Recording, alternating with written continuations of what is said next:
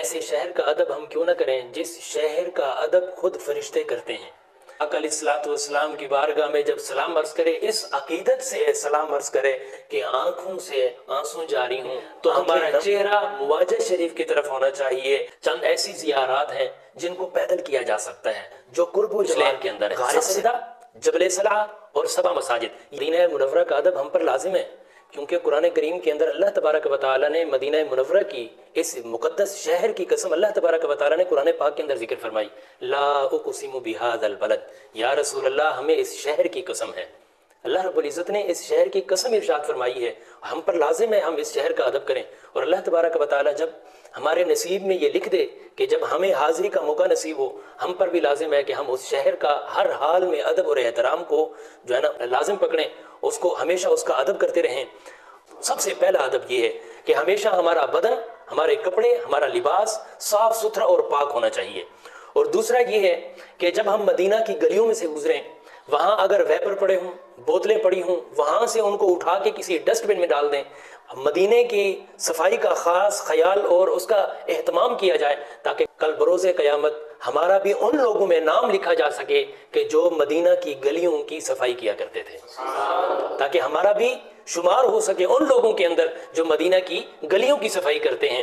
اللہ تبارک و تعالی ہمیں مدینہ پاک کا ادب کرنے کی توفیق اور سعادت عطا فرمائے۔ اور مدینہ کے ادب کا ذکر ہے اور حضرت امام مالک رحمۃ اللہ تعالی علیہ کا ذکر نہ کیا جائے تو ہماری بات گفتگو ادھوری رہتی ہے۔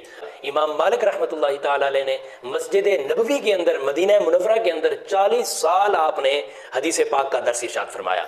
اور جب آپ کو کوئی حاجت پیش آتی، حاجت بشری اگر آپ کو پیش آتی تو مدینہ منورہ سے باہر تشریف لے جاتے اور ہمیشہ مدینہ منورہ کے اندر آپ زندگی گزارتے اور مدینہ کی گلیوں کا خاص احترام کیا کرتے اور ادب فرمایا کرتے تھے۔ اور یہ تھا مدینہ پاک کے اندر رہنے کا، مدینہ پاک کی گلیوں کا ادب، کہ ہم ہمیشہ مدینہ پاک کی گلیوں کا بھی ادب کریں، مسجد نبوی کے احترام کو بھی اپنے سامنے رکھیں۔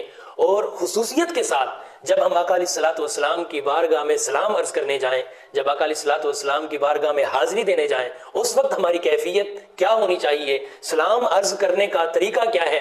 وہ یہ ہے کہ جب ہم باب السلام سے حاضری کے لیے جانے لگیں، سب سے پہلے اپنے لباس کو صاف ستھرا کریں، بہترین قسم کی خوشبو لگائیں۔ اس کے بعد باب السلام سے جاتے ہوئے، کیونکہ باب السلام سے جب بندہ داخل ہوتا ہے تو مواجہ شریف سے پہلے تقریباً کوئی 2 منٹ لگتے ہیں وہاں تک جانے کے لیے، اگر وہاں رش ہو تو زیادہ وقت بھی لگ سکتا ہے۔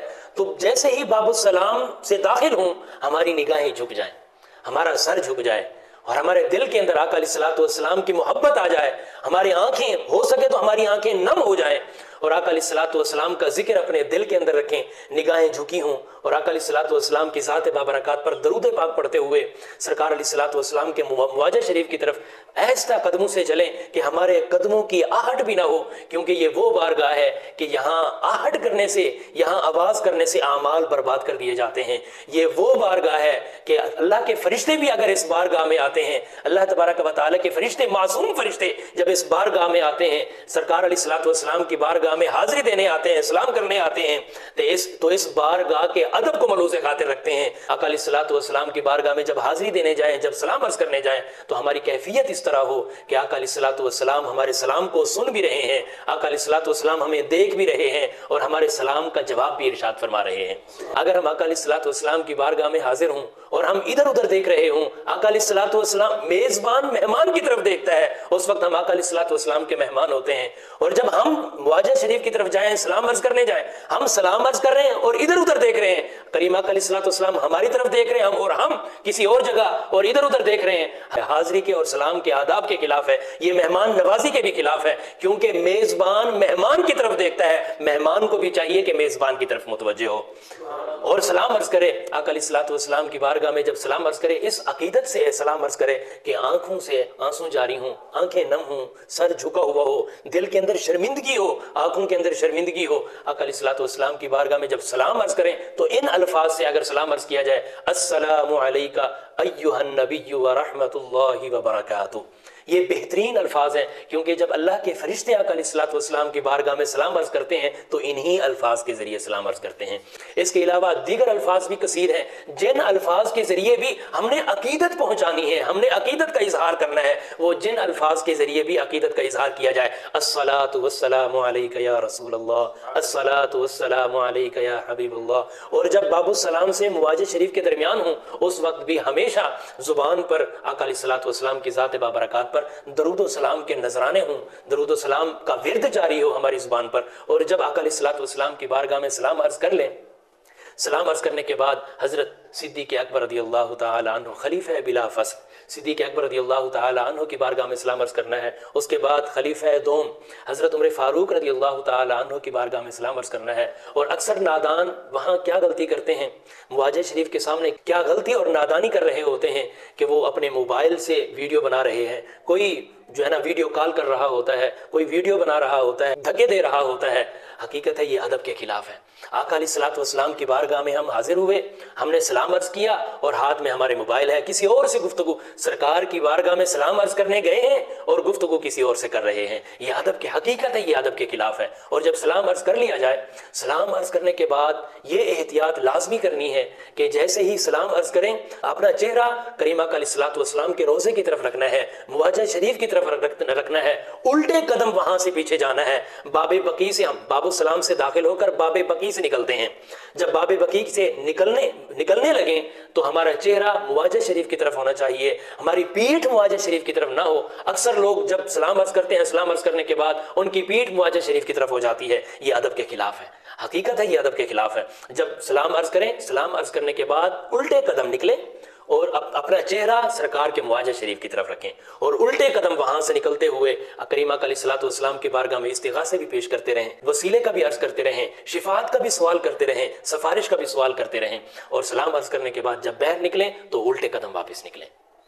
اور تیسری چیز جو ہم نے بیان کرنی ہے کہ مدینہ منورہ کے اندر چند ایسی زیارات ہیں جن کو پیدل کیا جا سکتا ہے، جو قرب و جوار کے اندر ہے۔ سب سے پہلی تو یہی مواجہ شریف کے ساتھ ہے۔ جب مواجہ شریف سے آپ نکلیں گے، الٹے قدم نکلیں گے تو اپنے الٹے ہاتھ پہ ایک دیکھیں گے کہ ایک کھڑکی لگی ہوئی ہے، اور یہ کمال کا، یہ محبت کا انداز ہے۔ یہ کھڑکی حضرت حفصہ رضی اللہ تعالی عنہا کا یہ گھر تھا، آپ کا یہ حجرہ تھا۔ جب آقا علیہ الصلوۃ والسلام کا وصال ہو گیا، آقا علیہ الصلوۃ والسلام کو حضرت عائشہ صدیقہ رضی اللہ تعالی عنہا کے آپ حجرے کے اندر تشریف فرما ہوئے تو حضرت حفصہ رضی اللہ تعالی عنہا اپنے حجرے کے اندر بیٹھ کے کھڑکی کھول کے سرکار کے روضہ مبارک کی زیارت کیا کرتی تھی۔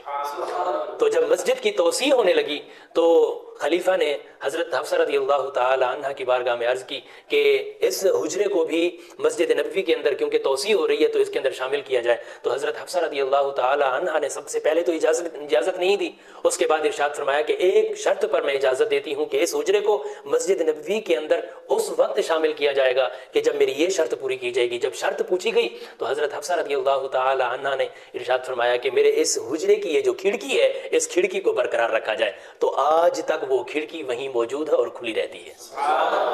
جب مواجہ شریف سے نکلیں گے تو الٹے ہاتھ پہ یہ کھڑکی ابھی بھی موجود ہے اور وہ ہمیشہ کھلی رہتی ہے۔ اور اس کے بعد سب سے بہترین زیارت یہ ہے کہ باب السلام سے سامنے ہے طریق سلام۔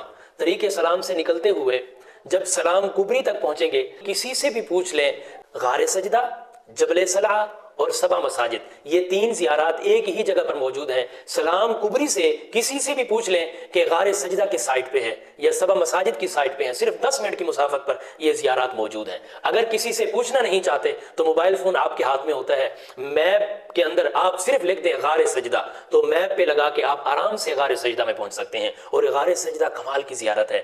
یہاں آقا علیہ الصلوۃ والسلام نے ایک مرتبہ سجدہ کیا تھا۔ حضرت معاذ بن جبل رضی اللہ تعالی عنہ سے مروی ہے، آپ فرماتے ہیں ایک مرتبہ مجھے آقا علیہ الصلوۃ والسلام کی محبت کا شوق پیدا ہوا، کیونکہ صحابہ کرام ہمیشہ آقا علیہ الصلوۃ والسلام کے دیدار کے مشتاق رہا کرتے تھے۔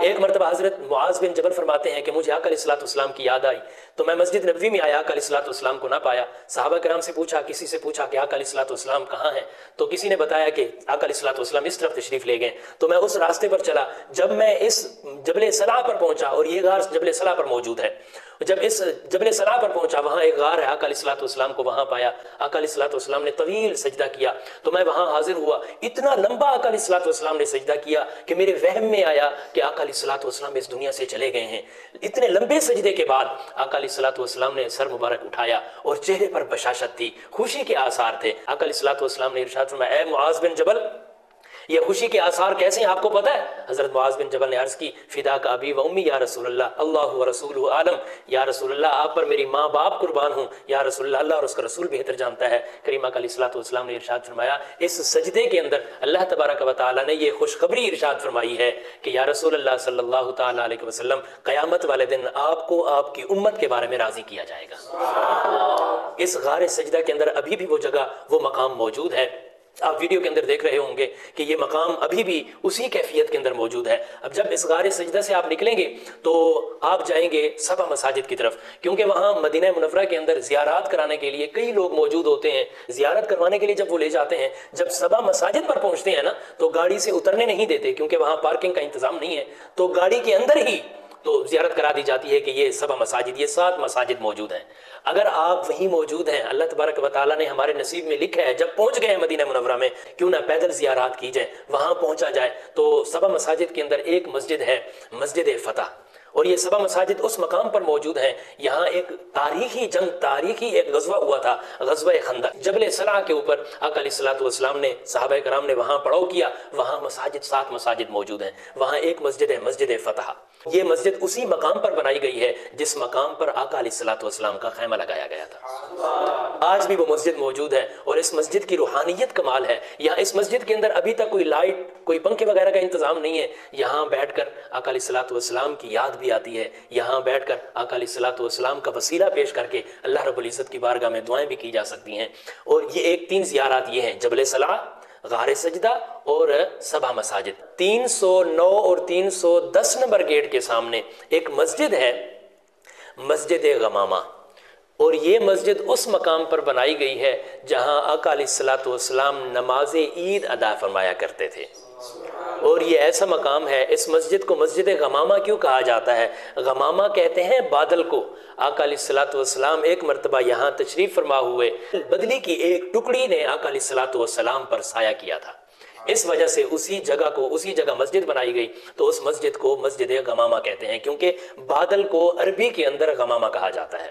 اور یہیں سے پھر طریق قباء، مسجد قباء کی طرف یہیں سے راستہ جاتا ہے، تو مسجد قباء کے راستے کے اندر بھی کثیر زیارات ہیں۔ مسجد جمعہ بھی اسی راستے کے اندر آتی ہے۔ اور سنیت الوداع، جب آقا علیہ الصلوۃ والسلام مدینہ تشریف لائے تھے تو مدینے کی جو بچیاں تھیں تو انہوں نے طلع البدر علینا من سنیت الوداع، سنیت الوداع کے مقام پر انہوں نے یہ گیت گائے تھے، وہ مقام بھی ابھی موجود ہے۔ اور آقا علیہ الصلوۃ والسلام اسی راستے سے کبھی مسجد قباء کی طرف پیدل جایا کرتے، اور کبھی کریم آقا علیہ الصلوۃ والسلام سواری پر تشریف لے جاتے۔ اور میں بھی جو ہے نا وہ عرض کرتا ہوں، آپ کی بارگاہ میں گزارش ہے کہ جب بھی نصیب میں ہو مدینہ کی زیارت تو مسجد قباء شریف کی طرف پیدل سفر کریں، پیدل اس راستے سے جائیں، تاکہ آقا علیہ الصلوۃ والسلام کی سنت بھی ادا ہو جائے، زیارات سے برکتیں بھی حاصل کر سکیں۔